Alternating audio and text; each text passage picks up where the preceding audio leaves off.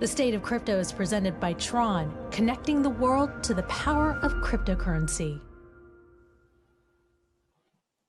Could FTX come back to life? The infamous crypto exchange is talking to investors about a relaunch. This is according to a report from the Wall Street Journal. Joining me now to discuss is 507 Capital Managing Partner Thomas Braziel. Welcome to the show, Thomas.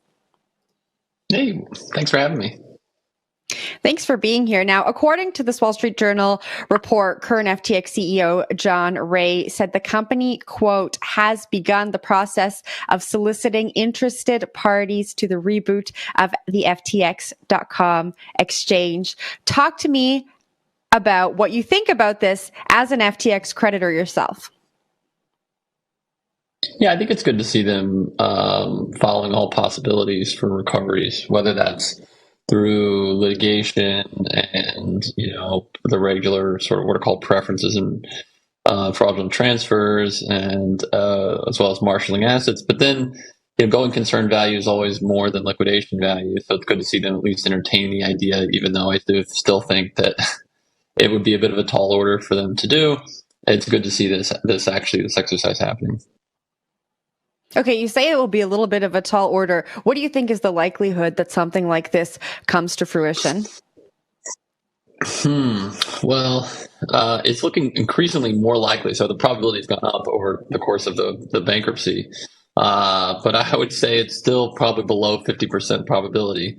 If you really made me put a number, I'd probably say maybe a 20 to 30% chance.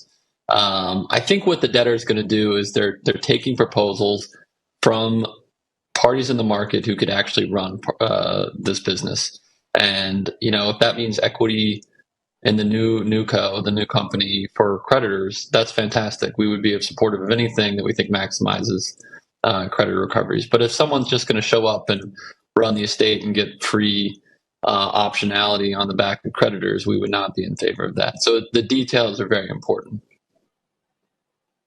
I know I'm asking you to speculate a little bit here, but any inclination, any ideas who these investors might be, who these interested parties might be? Yeah, I mean, it would be a who's who of, crypto firms. I mean, I had heard the Figment floated around. I heard the Wave Financial guys' name floated around from a few parties in the background. These are all guys that were looking to do things with, probably with Voyager and definitely with Celsius. So it's the same parties that are, you see it in every cycle, when you have downturns, or every industry, when you have downturns and you're in a strong position, you look to consolidate and you look for business opportunities. And so it's not, it's anybody with cash and with the team to be able to potentially do this. Yeah, I mean, everything we're talking about makes sense here. Do you think that the brand is able to revive itself? Crypto I guess crypto investors maybe have short memories. No, I think that if it's competently run with some capital put in by whoever this sort of plan sponsor is, in the same way that Celsius was run, their sort of plan is contemplated to be done, then we would be supportive, and I think that would be great for the estate. But yeah, again, it's still a lower probability. It's just good for the estate to see it out. And I hope I answered your question there, but I rephrase it if I didn't. No, that was perfect. We introduced you as an expert here. You started buying Mt. Gox bankruptcy claims back in 2015, and 507 Capital is a major buyer of claims like FTX, like we've spoken about, 3AC and Celsius. Talk to me about the marketplace for buying and selling claims like this.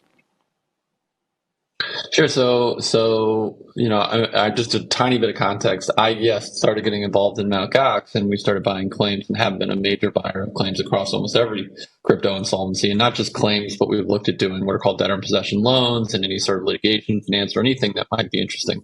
So at the end of the day, we're in this ecosystem, and we're believers long term in the ecosystem, and that's why we've put a stake in the ground that we want to be a part of these restructurings. Because long term, the ecosystem has to grow for us to benefit. So yeah, the market in general, there's a pretty active market for FTX. I would say Celsius, there's a pretty active market. Voyager, not as much, and Three Arrows, not as much.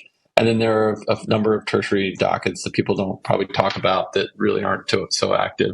But it's good. The American process for bankruptcy is great because in FTX there is a lot of disclosure, and so that allows buyers to be able to really get under the hood and understand the process of what the recoveries might be long term, and therefore offer decent compensation to people.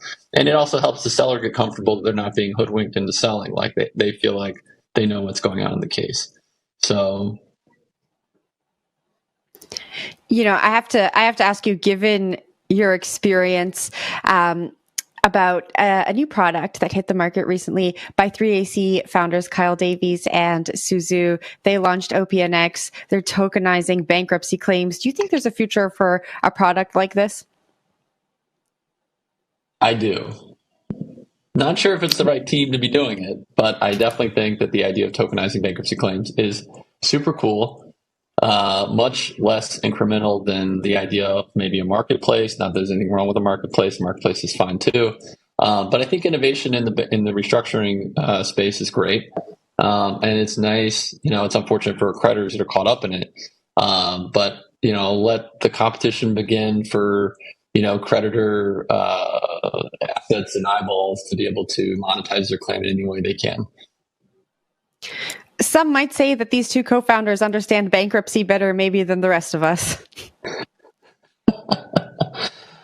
Yeah, I don't know. No comment. I don't know what to say to that. I wish them the best. I think it's great for creditors to have just more options. It can't hurt.